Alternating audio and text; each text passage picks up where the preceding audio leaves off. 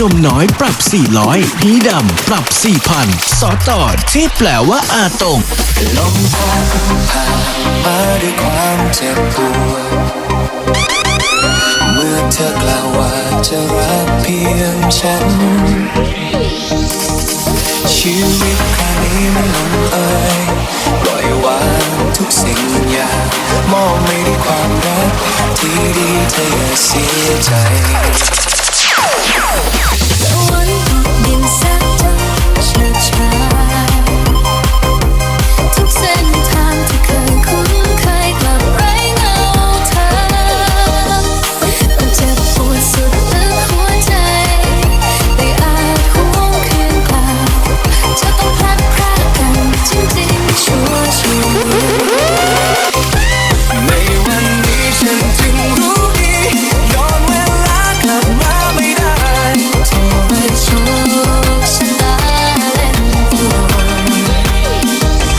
ลืมตาตื่นมองฉันอีกครั้งจะบรรเลงเพลงให้เธอฟังให้เหมือนเคยดังวันแรกที่เราพบกัน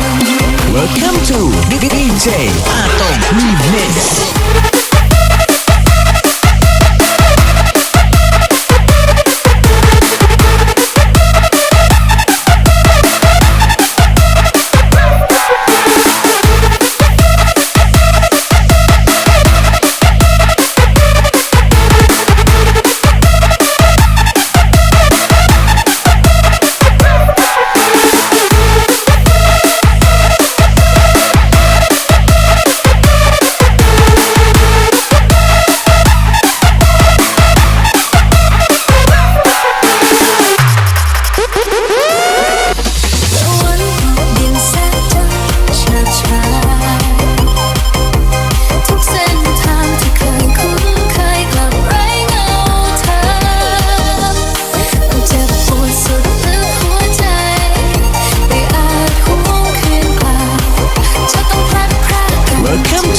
DJ อาตง Remix